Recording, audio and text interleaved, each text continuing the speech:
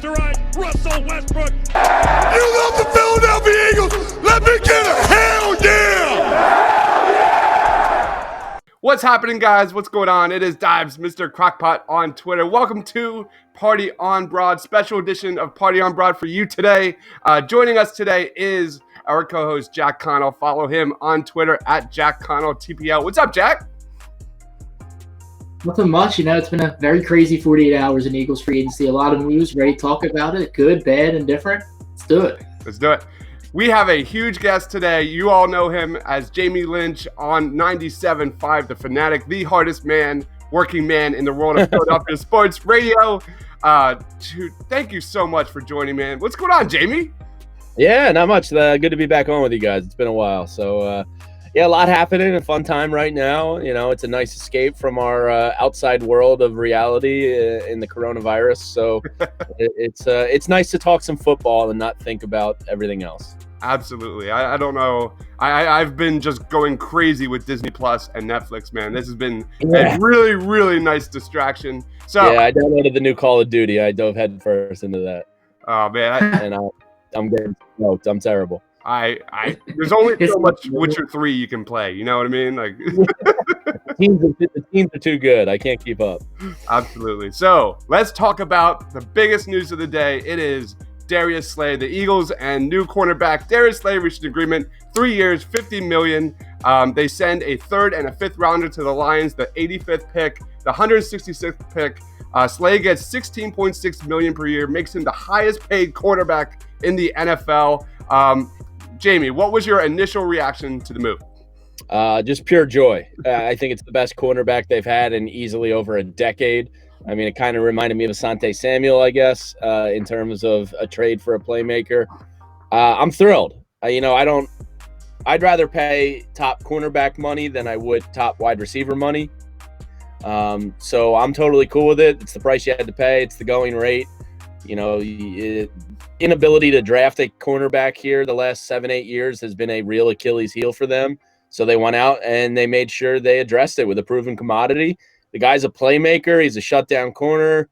He had a down year and still only allowed 3 defensive touchdowns against him all season. So, he's a playmaker. He can high point a ball. He can defend a ball. He can shut you down. So it's a really exciting prospect for Jim Schwartz in this defense. Couldn't agree more. Go ahead, Jack. Yeah, so, the first thing I want to say, it looks like the cornerback market is resetting. All the contracts, they're looking about in the $15, $60 million range. So you're kind of getting ahead of the curve by doing this and signing him now, which I think will be a good move for them going forward because they're only going to get more and more expensive. And like you said, I think it's a really good move for them. This is the best corner they've had in a while. Mm-hmm. First, on the edge because he's 29, but you got to think it's a 3-year by $50, $30 million guaranteed. So pretty much after 2 years, if you need to, you can cut ties. I don't think it'll come to that, but you have the ability to do that if needed. And I think it gives a much needed boost to the secondary after losing Jenkins. Yeah, I'd be shocked if he didn't see all 3 years in its entirety here. Just because, like you said, he's going to be 29, 30, and 31 each season. So he should still be very much in his prime. And then you have the option at age 32 to evaluate and reassess. It's a great move. Darius Slay has nearly double the catches as J-Jaw. All right, but let's be real. It was a down year for Darius Slay last year. He fought a hamstring injury all season. Opposing quarterbacks targeted him 81.6 passer rating. He had 2 interceptions, 13 pass deflections. But man, like when you look, like you pass deflections, just say that. Did the Eagles have 1 pass deflection last year? I think Anthony Jones had 1, and that's it. Yeah. All right. Against like they not only could they not cover, they couldn't get hands on balls ever. So the fact that Darius Slay is a playmaker and, like you just said, 13 tipped balls, that excites the hell out of me. And you got to talk about he's a great fit for Jim Schwartz defense. He's great on man. From his rookie year. Yep. So they know each other, and I think it shows what kind of power Jim Schwartz has in this organization. They clearly listen to his opinion. He's able to get his guys, and from Nigel Bradham now to Darius Slay. I think they really trust Jim Schwartz's opinion on things down there. All right, so let's talk about moving forward. Who do you guys have starting outside next to Darius Slay? Go ahead, Jamie. I still think they're going to make another move for another veteran, like 26, 27-year-old cornerback coming off a rookie deal. Maybe it's a Prince Amukamara who's like 30. I'd be very cool with that. Jimmy Smith's an interesting guy coming off of Baltimore. He has a little bit of an injury history, but he's a phenomenal player when he plays. And then there's also a guy like a Logan Ryan still out there. So I don't think they're done. I think it's going to be another free agent. I think they're going to address it in the draft fairly early. And then, it gives a little more freedom to the Sidney Joneses and Cravon LeBlancs and Avonte Maddoxes to not have all the pressure in the world on their shoulders, but still contribute to the team in a big way. So I fully expect them to go get, maybe even Xavier Rhodes. I don't think anything's happened there yet, but I do think they're going to bring in another free agent. What about you, Jack?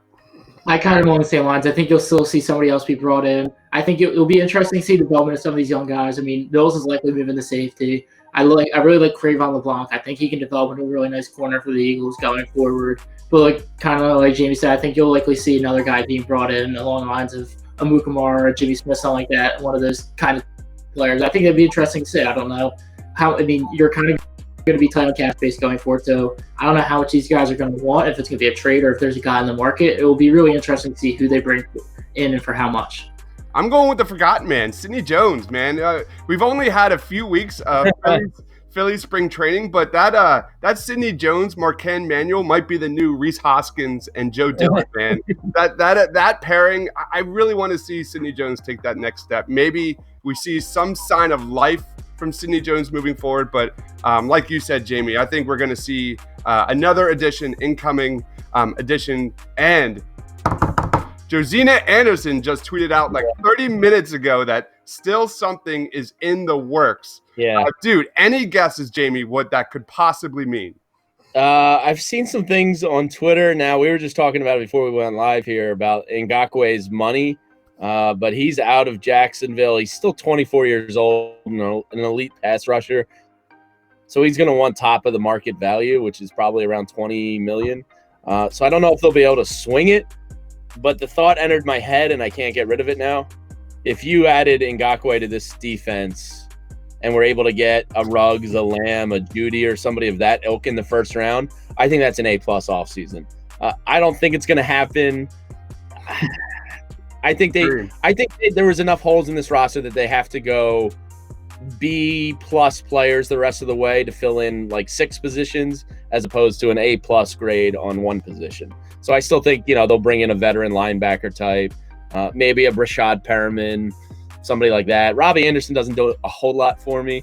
I mean, it's better than what they had, but we'll see. It's going to be interesting. They have a lot of ways to go with this. What about you, Jack? I think it would be interesting. I'm hoping it might just be the hope that maybe you find a move for Alshon Jeffrey. I think that would really benefit you in free agency to go after other guys to clear up some cap space if you were able to negotiate a deal where they take on some salary there. So that's the hopeful move in me. I think you'll see a lot of moves along the edges. You still need a linebacker. You lost Grugier Hill. You have an enormous lack of depth there currently. You need to fill that up. I think you need offensive line depth. You lost Vaitai. Peters might not come back. I think those are some moves you can expect to see. And maybe wide receiver, kind of like what Jamie said, along the lines of maybe Robbie Anderson or one of those guys. I think that's what you'll likely see there. Awesome. So let's talk a little bit about the NFL draft, Jamie. We'll wrap it up. Jamie, you're Howie Roseman. Like, what's your plan of attack in the top round of this NFL draft? Like, what positions are you targeting the most here with the first, second, third round picks? I want 2 wide receivers in the first 30 rounds. If I'm the GM, I'm going cornerback, wide receiver. With their history of wide receivers, I want to grab 2 kids and increase my chances that one of them is it. I'm really hopeful that a CeeDee Lamb or a Jerry Jeudy is slipping in the draft. I think if they get anywhere close to that 16-17 range, I think that'll be enough that Howie will move up and get them. But it's pretty clear the way this offseason's going that their goal in the first round is a wide receiver. So I'm cool with Ruggs, I'm cool with Lamb, and I'm cool with Jeudy there. And then it's such a wide receiver rich draft. I think even in the second and third rounds, you can still get a wide receiver that can contribute. You know, like that kid out of Liberty or Denzel Mims from Baylor. Like there's some real talent later on. And then I'm looking at cornerback wherever else, you know, it kind of falls to me. Maybe like an Arnett out of Ohio State in the second round, something like that. Maybe even a Winfield. I'd be okay with the safety out of Minnesota. You know, so it all depends how it falls to them, but I don't think there's any way they don't take a wide receiver in the first round. What about you, Jack? I don't think it happens. I really like Jerry Jeudy. I think he's really it. I think he's the big thing. I mean, I like all three of them, Rose. I think they're all really good wide receivers. I think Jeudy would be my first target if you can get him. Like, I mean, I don't think he's going to fall, but that'd be an interesting target for them. So I think you'll definitely see one of those three wide receivers in Philadelphia. They're going to, unless they get taken very early in the draft, and them slips to like the 16, 17 range or even to 21, I think we're going to see a wide receiver in Philly. But Buffalo and Arizona making the moves they did really took away two teams that pretty much everybody thought was going wide receiver. So I think there is a real possibility one of those three guys slips pretty close to 21. So it's pretty exciting. I'm right in the same boat, man. I'm like best player available, wide receiver, cornerback. I've been more leaning towards actually trading down in that first round, get an asset, maybe a Jalen Reagor in that bottom of the first round, then trade up in the second round. His dad coached here or something too, didn't he, a while back? He had some kind of tie to the Eagles organization. Who's that? A family member worked for the team at some point as a coach or something. Yeah. There's so many wide receivers. I hate to say it's dummy-proofed, but it's kind of like the first two rounds are a little bit dummy-proofed, even if it's a Laviska Shenault from Colorado, like in the second round, or a Brandon Jefferson. Ayuk. Yeah. Yeah, I mean, there's the Arizona State kid Ayuk. There's so many receivers in this draft. It's almost an embarrassment of riches. Yeah, they need a burner. They need speed on the outside, a guy that can stretch the defense, take the top off the defense. Brandon Ayuk, Jalen Reagor, all those guys will be there. Yeah. It's really up to Howie Roseman to find out when that second run of wide receivers is going to go down in that second round. So that's what I'm looking for. Last thing, Jamie, before we wrap it up, you know, these are some crazy times. I would like to know, since most of us are locked inside, my daughter can't even go to daycare right now, so I'm stuck here. Yeah, what is a good show, video game, collection of movies you guys have been watching over the last few days? Let's see. I'll run through the gamut of what I'm doing. I'm trying to catch up on 30 for 30s that I haven't seen yet. I record every single one. So there's a couple of those I'm watching. My wife and I are watching Hunters on Amazon Prime. It's pretty good. It's also heavy. A lot of Nazi concentration camp stuff. So it's a good show, but it's heavy. Like it brings that darkness with it too. What else am I got? I got into that new Little Dicky show on FX, which is pretty entertaining. Yeah, Dave. That's been pretty funny. I'm crushing Curb Your Enthusiasm. Okay. Just started Better Call Saul again. And there was a new show we were going to try out. What the hell was it? I forget. But yeah, we're pretty much running the gamut on everything. And I'm doing a little bit of video games, which I haven't done in a long, long time. What about you, Jack? Show-wise, I mean, I'm binging The Simpsons currently and Brooklyn Nine-Nine. Video game-wise, I just got the $1 Game Pass Ultimate for like a month. So I'm doing Witcher 3. Smart move. Right. The new Call, I mean, like you were just talking about before, the new Call of Duty Warzone. Yeah, I'm getting smoked. I hate those games, man.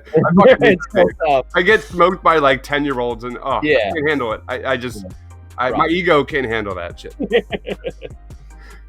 For me, it's Ozark. My wife and I have been really binging Ozark, and we've been loving it. We're in season 2 now, and it's a slow burn, slow start, but it's really picking up. I've really enjoyed it. The Outsider we just finished on HBO. That's pretty solid too. I enjoyed it. I like the way it ended. I liked how it was very ambiguous, open end. Yeah.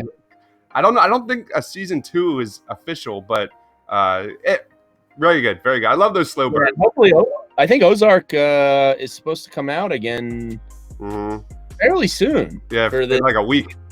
Yeah, I was gonna say like late March. I thought so. That's pretty cool. Awesome. So thank you so much, Jamie, for joining. Make sure you check him out on Twitter at JE Lynch Jr.